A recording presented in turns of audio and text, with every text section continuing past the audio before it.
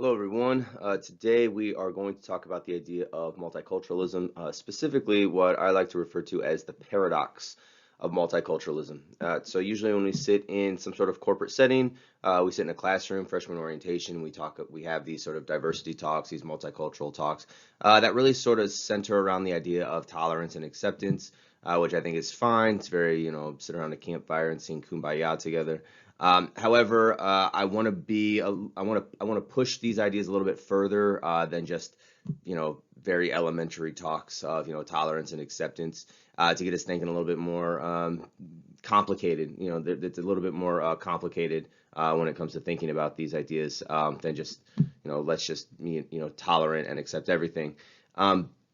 Specifically when it comes to this paradox. So this is a longer conversation I have in my classroom. I'm just going to make a quicker video of it right here. Hopefully some of these ideas come through, and I'm just hoping that they challenge you to sort of think about some of the roadblocks that we hit when it comes to idea of multiculturalism, trying to implement it, as well as some of the inherent contradictions. All right, where this is the whole paradox item. There are inherent contradictions in just sort of the ethos of multiculturalism. So before we start talking about multiculturalism, we first need to look at this word diversity, which is we're going back a little bit. So you think about diversity. Usually when schools and organizations push the idea of diversity, they're usually talking about what we call immutable characteristics, so things that people do not have control over. So you get to this question of whether or not diversity is inherently good, and if you are just talking about immutable characteristics, right? Somebody's race, somebody's sex, somebody's sexuality, somebody's age, somebody's financial status as far as their income background. These are things that people don't have control of before they get to college. These things should, you should remove all prejudice from judging people by what we call immutable characteristics. All right. Unfortunately, what we see sort of in the sort of corporate talk about diversity initiatives is what happens is these facilitators often conflate the idea of diversity as an immutable characteristic with the idea of ideas. So you have a lot of people today coming out, especially people who are more conservative, who are critical of higher education. They say, we need diversity of ideas. This is where I think we sort of go off the rails with the conversation. All right, so we conflate these two, right? Immutable characteristics are those things that you fill out on, work affirmative action forms. What's your race, your age, your gender, your sexuality, sexual identity, veteran status. These are things that you do not change, right? When we start talking about ideas, I would rather have us discuss diversity of ideas in a separate category that doesn't get that is not under this larger umbrella of diversity, right? So ideas are different, and this is where we get into culture. The problem is that when we conflate these two, we say, well, accept everything, and we include ideas in that conversation of accept everybody else's ideas or their beliefs or their behaviors or their practices. This becomes a problem because sometimes ideas are in direct contradiction with somebody else's ideas. Sometimes cultural behaviors are in direct contradiction with other cultural behaviors. So we need to make sure that we're having separate conversations. Are we just talking about accept people for who they are with regard to their immutable characteristics? Do not, don't be discriminatory based on things that people can't control. Or are we talking about, accept everything all the time, every variation of difference there is, even if it's an idea that is in direct contradiction with sort of maybe the core principles of your culture or your corporation or your school, your university, what have you, right? I think we need to have two separate conversations with regard to these sorts of different diversity initiatives. And when we conflate the two, it's impossible to have any sort of coherent conversation. All right, so let's look at what this might look like. So here's a fun little example I give to my students with regard to how diversity can be a bit more complicated than we usually sort of make it out to be. So if you're sitting in a world religion class, right, and you want to have a diverse experience, which class would best offer you this experience, right? So you have two different classrooms. You walk into a classroom. The first classroom, you have 30 students, but it's at an all-boys school and it's racially homogenous. So let's just say there's 30 white boys in high school. You walk into this world religion class and you say, I want a diverse experience. The second one is 30 students. There are various, right, but all of them are from various gender and racial backgrounds. Now, depending on the question you ask, are you talking about immutable characteristics or are you talking about ideas? You might have very different answers. So a lot of times when I show this to students, they say, well, obviously, I want the second one, right? I want to be in a classroom of 30 students from various gender and racial backgrounds. Now, to make this a little bit more complicated, right, and this is obviously a very extreme example, but it'll make sense as you sort of tease out the details, right? If you are in this second classroom, right, 30 students of various gender and racial backgrounds, what if I then tell you it's at a Catholic school, right? And all the students in that room are Catholic, right? And they're practicing Catholic, right? Then students are like, well, I'm not sure if I'm going to get a diverse experience then, right? Now you could say, now you obviously are going to say, right, if we are just talking about diversity with regard to immutable characteristics, well, then I do not want this first experience, right? Because immutable characteristics, there's a person's race and a person's sex, right? These characteristics, that's going to give me a really good diverse experience with regard to being in a diverse community. But again, immutable characteristics versus ideas. If I want a diverse experience with regard to the ideas that are going to be on the table with regard to world religions and the nature of God and what does it mean and all this other kind of stuff, let's say that this group of 30 students who are all boys and all white, let's say that they're of 30 different religious backgrounds. So let's say that one is Jewish, one is atheist, one's agnostic, one's Christian, one's Muslim, one's Hindu, one's Buddhist, right? One's a practicing Sikh, on and on and on. All right. So this is going to give me a different experience than this classroom. And depending on how you define the term diverse, you could give different answers. But again, people start to conflate the idea of immutable characteristics with ideas with regard to under this umbrella of diversity, and it becomes this very difficult conversation to have. All right. Because every time you say this room is not diverse, I could point and say, well, it is diverse because all these individuals have different ideas about the nature of God, right? So people start talking past each other when we start to act as if diversity means immutable characteristics as well as ideas. Now it can, but again, for the point of trying to create a holistic, interesting experience, we need to make sure that we're separating what it is we mean. All right. So this is where I say, diversity and multiculturalism should be in two separate conversations. All right. So let's put diversity over here, and let's say the diversity for sake of argument right now only means immutable characteristics. All right. Don't be bigoted or prejudicial against someone for things that they have no control over. All right. Now let's talk about multiculturalism. All right. Culture is a group of people with shared behaviors, values, and beliefs. All right. These are things that can change, and these are things that do change, even for us individually, right? Our ideas, our values, our beliefs, our behaviors, my ideas, behaviors, values, like those are going to change over the course of my life. New information is going to come into my world, new evidence. I'm going to change my ideas about politics and social norms and religion and the nature of God and on and on and on. All right. I'm going to change, which means my culture also has the ability to change based on evidence. So this is where the paradox of multiculturalism kind of, the rubber hits the road. What happens when cultures with different behaviors, values, and beliefs come together, right? Either through migration, colonization, natural disasters, war, etc. All right. So there's lots of ways throughout the human experience, 5,000 plus years of sort of recorded human experience, right? Where cultures have come together and they have different values and beliefs, and you say, okay, which culture is going to win out, right?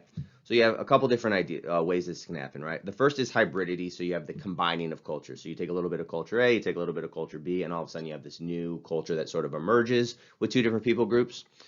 You also have the idea of cultural appropriation, which is far more complicated than when people say, just don't culturally appropriate, right? It's complicated because of this. One, cultures have been appropriated and sort of borrowing, or you could even say stealing. I'm even fine with, if you want to go use that term.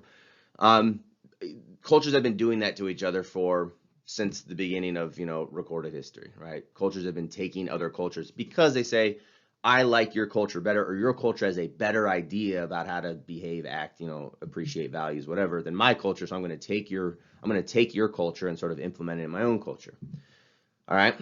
The other problem when people just say cultural appropriation is just sort of bad, full stop, is the idea that sort of one social commentator on HuffingtonPost.com gets to be the spokesperson for an entire culture, right? So a good example that my students gave in class of this last week when we were talking about it was the situation with Adele, which I did not know anything about. My students educated me on it.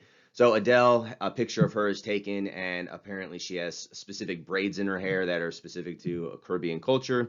And she's also wearing a bikini that has this Jamaican flag print on it.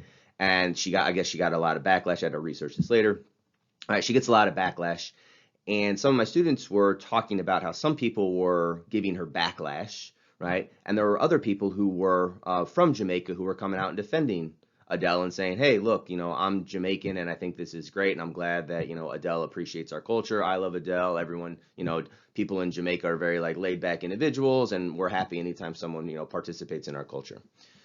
So one of the problems with cultural appropriation is all of a sudden somebody who wants to be critical of someone else borrowing, an outsider borrowing the culture, is that person all of a sudden elevates themselves to the spokesperson for the entire culture. And then you have to realize, a culture is made up, of tens of thousands, if not millions of people. And so all of a sudden you have to, say, I'm sure that not all the people within that culture, especially if it's millions of people, all think the same way with regard to, negative reactions to Adele wearing certain types of braids or wearing a Jamaican flag print as a bikini. All right. So with regard to the do's and don'ts, this is from the Atlantic. I do not have the year on this. I apologize, but you can Google this whole entire article. I just took a couple screenshots. So they do talk about, the Atlantic talks about how complicated this is, right? Borrowing from other cultures, it's not just inevitable. It's gonna happen, right? Because cultures meet and cultures evolve. So anytime you say, don't steal my culture, and you put your finger on it, you have to recognize that your individual culture is also evolving. So there is no sort of pure test of this is the culture forever and always. It's that this is my culture right now, but even my own culture has changed and evolved and adapted based on inside and outside influences. All right. So the Atlantic does this pretty well by saying, that culture is fluid, right? So we can, if we just sort of imagine, right, not grammatically correct, but just sort of imagine for a moment that culture is a verb, right, as opposed to a noun. It's not static. It's kind of constantly changing, constantly evolving. It's something that we do, and every time we do it, we change it a little bit. So it's very difficult to put your finger on culture and say, this is culture, don't ever touch it, because cultures are constantly mixing with each other. There's some really good articles online that you can find as well with regard to how food has evolved, which is always a fun one.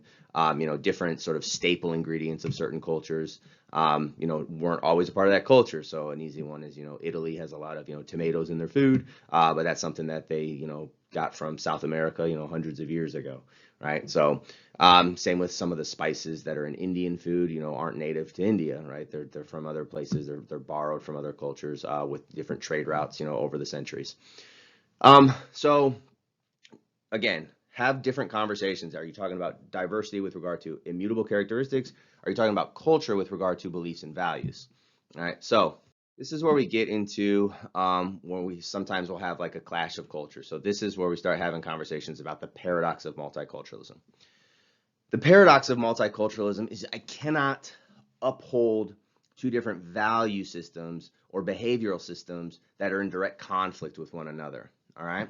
So we need to make sure that we differentiate between individual acts and culturally supported acts. So if one person in a culture acts in a bigoted way, you say, did the person act racist, or is the entire system of that culture racist, right? We're having conversations right now in the United States with some of these protests with regard to, systemic issues of racism in the culture. And you say, okay, is it systemic, right? Is it sort of codified in law, or are there certain individuals who act in, disgusting, bigoted ways? One of the great lessons that I learned early on in my PhD career as I was listening to another scholar talk was this idea of sort of taking ideas of culture and system out of your writing. So the word we could use for this is anthropomorphize, which is one of those English lit words from high school, where you take a human characteristic and you put it onto a non-human entity. So when people say things like the culture is acting in a certain way, the culture is oppressive, the system is oppressive, I don't like that because it's not specific, right? and it sort of makes it so that individuals aren't accountable for their actions, right? If I just say the culture, this sort of thing around me, is acting in some sort of oppressive way, well, there's no way in which an individual can sort of change his or her behavior in order to remedy the situation, right? If it's just culture, the corporation is, it's like, no, the corporation is made up of a CEO and a board, and they can change their behaviors, they can change the policy, right? The further you get away from the actual individuals involved with acts that you disagree with, and the more you make them sort of, out in the ether, the less responsibility individuals have for changing anything. So if you can get, your students, if you can get yourself to move away from talking about, the culture is insert human qualities, right? The system is X, Y, and Z. The better it is that you can actually, possibly address the situation and get individuals to change their behavior. All right. But if you keep anthropomorphizing it, then there's nothing I can do. If the culture is whatever, like there's nothing that I can do to change that, right? But if you say, Josh, you acted in a way that X, Y, and Z, right? I can change my behavior. All right. So make sure that we're differentiating between, is an individual acting awful, or is there something actually codified in law that is making it so that the system is somewhat oppressive or systematically oppressive to a group of people. So we come to this question, what if some cultural practices are bad, or if I deem them to be bad, right? So here's a list of several examples you can look over on your own. A couple quick ones. So we have different like unnatural offense laws. So in about 70 countries around the world currently, which is a little over a third of the countries, I believe. It's illegal. There's sanctions and penalties for being gay. In about 12 of them, you could receive the death penalty. I don't know how often those 12 countries use the death penalty. But it's illegal, right? And you could say, well, that's codified in law. Like that's a cultural practice that I disagree with. Like that's a cultural practice I wish would change. So again, it would be hard to say, to sort of pontificate on multiculturalism and say we should be accepting and tolerance of all cultures. But then we run into this clash where it's like, okay, my culture says people of the LGBT community should be treated equally under the law with regard to practicing practicing their sexuality. Engaging in same-sex relationships, getting married, right? Like those individuals should be treated equally, shouldn't be sanctioned. Well, this other culture over here says, well, for hundreds, if not thousands of years, our culture has punished homosexuality, and then saying, okay, like let's all live together now, right? Especially when those cultures come into contact, you can't just accept all of the cultural practices that have been around for hundreds of years in each culture, because at some point you have to put it in law, like, are same-sex relationships going to be legal or illegal, right? Should same-sex couples be able to get married or not get married? You have different cultures that sort of support segregating schools and healthcare with regard to men and women. There are some cultures that say, girls should be pulled out of school at the age of 12 because now they're just going to go learn how to be a homemaker, barefooting in the kitchen kind of mentality. And again, if you're from a culture that says, no, men and women should be treated equally, and another culture comes in and says, no, men are the head of, the household, and girls going to get pulled out of school at 12 years old and is not going to be able to get an education, these cultures are going to clash. So anytime you run into two cultural norms that cannot, right, coexist with each other because they actually clash with each other, they are in direct conflict with one another, now you have this paradox of multiculturalism. All right, so this is where it is far more complicated than say like tolerate all cultural practices, right? It's impossible. So I really dislike it when people go around and say multiculturalism, accept all cultures. It's not a question of whether or not I want to accept all cultures or whether or not I'm willing to tolerate all cultural practices. It's a simple question of like I actually can't. It's impossible because there are some cultural practices that are deeply rooted in cultural behaviors, beliefs for centuries that don't mesh with other cultural practices, right? Now, what I tell my students is things like, try different foods, learn different dances, test your abilities on foreign languages, engage in like learning about different like clothing, right? Religious practices. It's like you should learn about all these things, right? But when it comes to certain behaviors, right? It's like I can't do both of these things at the same time, right? I can't live in a society where I say men and women should be treated equally and women should be pulled out of school at the age of 12 because we live in because I support a culture that is very patriarchal with regard to, gender norms with regard to who should work and who should be in the kitchen. All right. You can't do this. All right. It's impossible.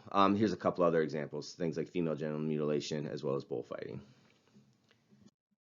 Um, okay. Ethnocentrism, again, it's complicated. All right. So when we hear ethnocentrism, it's, my culture should be the center for which I judge all other cultures. And again, it becomes complicated when you talk about whether or not you can accept all cultures, or you can put all cultural practices into practice sort of within the same geographical location.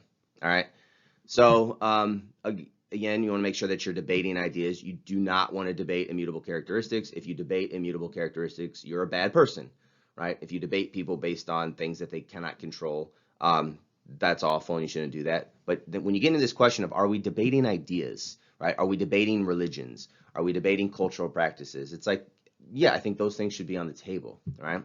Now, you do want to debate in a respectful way, right? You don't want to dismiss the other individuals, right? They are just as engaged in their culture as you are engaged in your own culture, right? So you have to realize that you each come from different experiences that make it seem as if, each of you are correct in your own ways.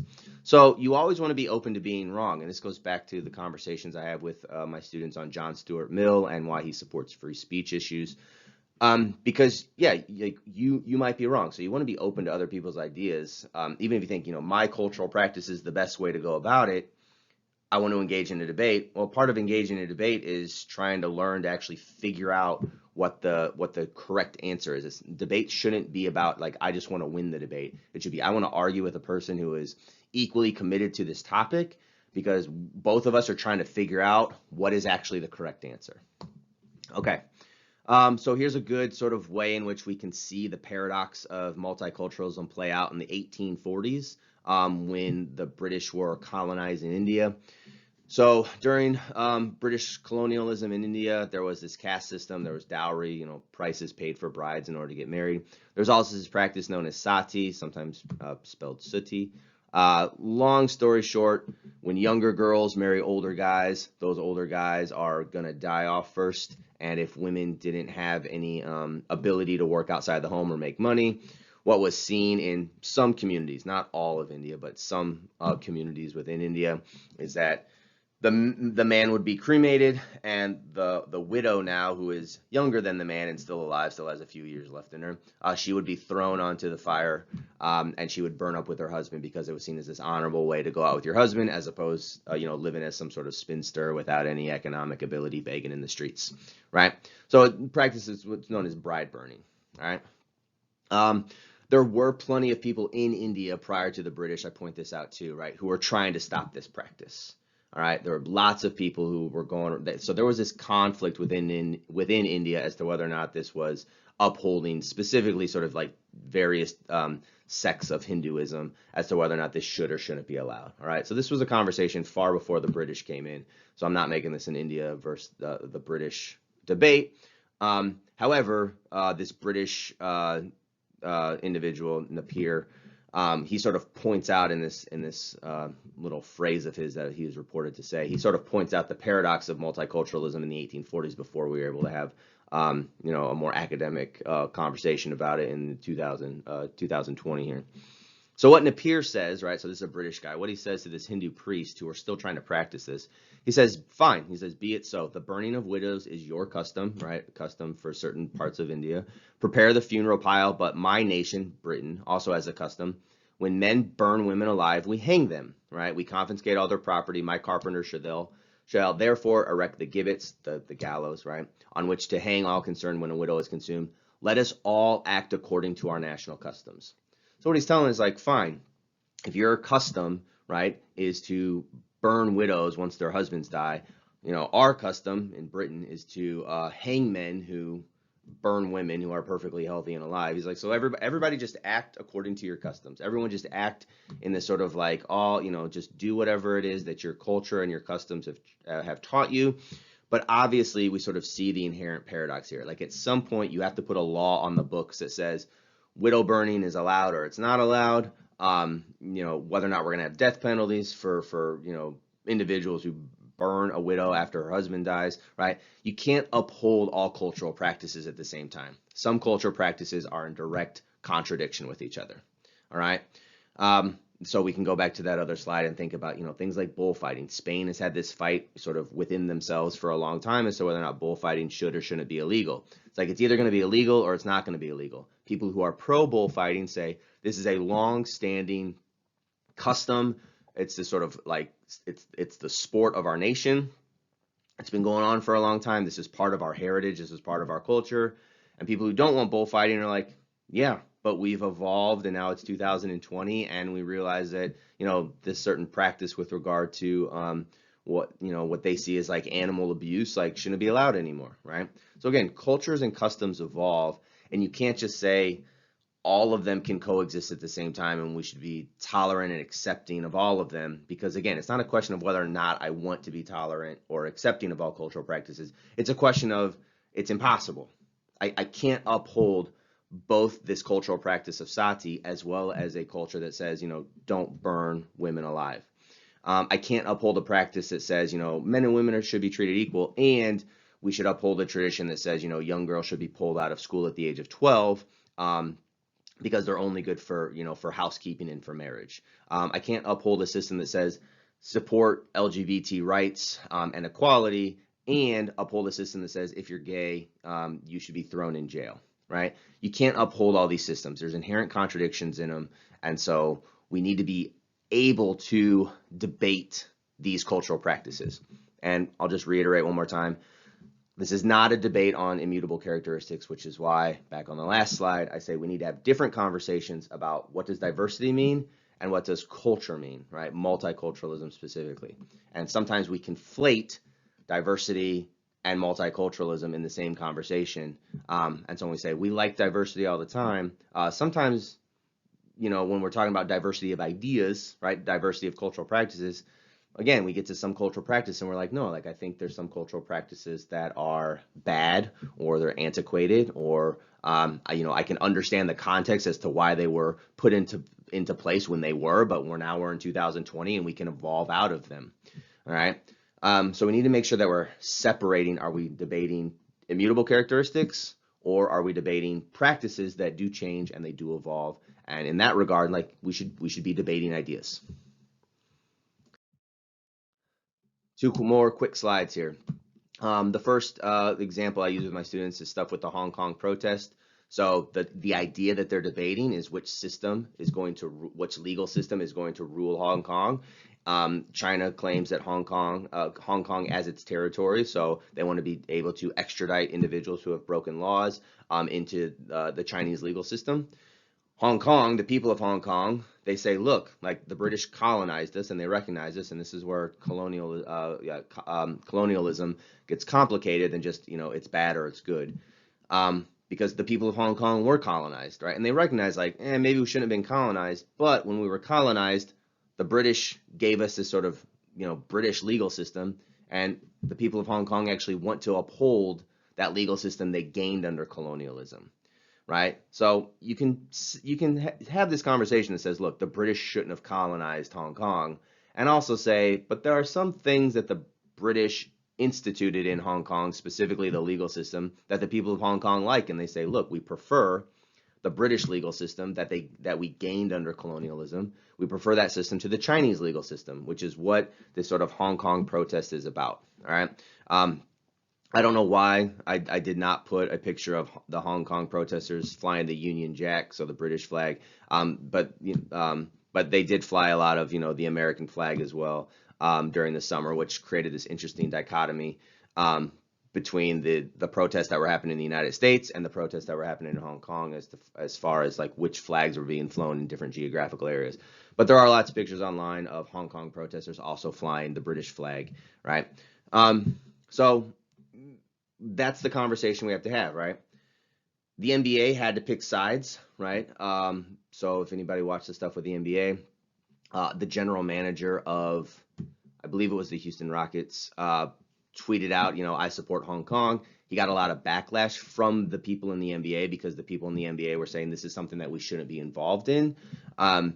And So again, even if you have NBA players, LeBron James was he's a very powerful player, so obviously he has a very powerful voice in the conversation. So even if you have someone like LeBron James going out and say like we need to, be multicultural and accept and tolerate differences, et cetera. It's like, but at some point you even recognize that the proponents of multiculturalism also choose sides, right? They also choose what practices they think are best or not best, right? The NBA did have to pick sides, and their side was, like we're gonna side with China because uh, China has this huge viewership. They sell a lot of our products. They make a lot of our products. We want to have a good relationship with them. So even individuals who go around and say, we should all be sort of multicultural in our positions towards tolerating other cultural practices. Even those individuals, at some level, you start asking them various questions. They have to recognize that they also choose they value certain cultural practices over other ones. So if you go to someone and say, look, I understand that you're a very tolerant, open-minded, person who wants multiculturalism. It's like, okay, there are certain cultures around the world for thousands of years that have practiced female genital mutilation. Do you think that that's a practice that should continue, right? Because it's a deep-seated cultural practice. If you press them enough, right, they're going to say, okay, yeah, like I don't think that should go on anymore, right? So even on those sort of extreme examples, you start to realize that individuals do value certain ideas over other ideas. All right. It's just a question of whether or not people are going to recognize it, right? We all think that certain cultural practices, beliefs, ideas are better than other ones because we live our lives, right? We advocate for certain political policies, social policies, cultural policies, right? This November, you're going to elect, you're going to go into the voting booth and you're going to vote for a president because you think a certain presidential candidate has better ideas than the other one, right? You can't say, both parties have equally good ideas. It's like you even on that level, it's like you are voting for different ideas, right? And you think that your party's ideas are better than the other party's ideas, right? So on all these different levels, people do act in accordance with what they think better ideas are. It's just a matter of whether or not, people are willing to articulate, yeah, I guess I do think that certain ideas are better than other ones, as opposed to just saying, let's just be tolerant and accepting of everybody. So the final slide here, all right? Closing thoughts. Multiculturalism should be about learning as much as you can about as many cultures as possible, right? So this is not a plea to be ignorant. You should learn as much as you can about every culture, not just things like you should learn about like food and customs and religious beliefs and clothing and and dances and music and food, which I don't know if I said food yet or not, right? I enjoyed different cultural foods, right? Learn as much as you can about that culture. Learn as much as you can about the practices, even if you disagree with those practices. Oh, learn languages. That's what else I want to say, right? Like learn as much as you can, right? Be open to different cultural practices and customs, which means you have to be open to maybe thinking that their cultural practices are better than your own cultural practices, right? Pause and learn before you make judgments. So just don't be ignorant. Don't be ethnocentric for the sake of being ethnocentric, right? Be open to learning about different customs and then sort of say, well, I think that custom is better or worse than the way in which my custom or my tradition sort of treat that specific topic, right? Debate and have open conversations about differences, all right? Don't just say agree to disagree, like your culture is different than mine and I'm just going to be tolerant, I'm not going to learn. This is where anti-intellectualism comes in, which I've unfortunately been in a lot of conversations with some people about, where they just say like, that's a topic it's just part of a different culture, so I'm not going to even engage in that conversation. It's like, well, maybe we should, right? We should be engaging in different in conversations about differences across cultural norms, right? We shouldn't be anti-intellectual, right? We shouldn't just say like, well, that's your culture, this is my culture, I'm going to stay out of the debate. No, you should go engage. You should learn as much as you can about that cultural practice and then have some sort of debate about it, right? Multiculturalism is not about, because it cannot be about, right? It's impossible to have, two competing ideas operating at the same time, right? Multiculturalism is not about just blindly accepting all cultural values as equal and therefore implementing a system. I don't know why I have all. Implement a system where all cultural values can be practiced, right? Because some cultural values will be in direct conflict with one another, right? So again, it's not just saying like all cultural beliefs, values, and customs are equal, and therefore we should just implement all of them at the same time. Because again, you can't, right? So this isn't my like rant, like, we need to just, have this sort of homogenous culture. where, you know, my culture is the best culture, right? It's not a question of whether or not I think multiculturalism is good or bad. It's a question. It's a statement of fact where, like, there's certain cultural customs you just can't implement at the same time, right? There's going to be cultural practices that are in direct conflict with one another, and at some point we have to be willing to have the debate and argue about which cultural practice we want to implement as a culture, as a society, right? Some our values and our beliefs, they get codified in laws, right? With regard to, again, going back to things like men and women, some of the basic stuff, men and women being treated equally, LGBT individuals having, you know, the same rights as heterosexual couples, whether or not religious minorities are going to be persecuted, or if they're going to have an extra tax levied against them because, you know, there's a sort of state-sanctioned religion, right, which happens in various cultures around the world. They say if you're a religious minority, you can live here, but you got to pay a little bit extra in taxes every year, right? So that's the sort of conversation around multiculturalism that is far more interesting and I think far more productive than just sort of the freshman orientation kumbaya, like accept everyone, tolerate everything. It's more of a conversation of learn as much as you can, be open to being wrong, but we can't implement everything, right? Because there are some cultural beliefs that are in direct conflict, right? Diversity should, you know, we need to silo this off just to make sure that we're having the same conversation. Diversity, mostly when we talk about it, is about immutable characteristics. Don't discriminate based on immutable characteristics, otherwise you're a bigoted, horrible person, right? But when it comes to ideas, the ideas should be debated, all right? Especially when they're ideas that are going to be implemented and therefore affect everybody within the culture as far as how we're going to treat each other, what laws are going to be put on the books, all right?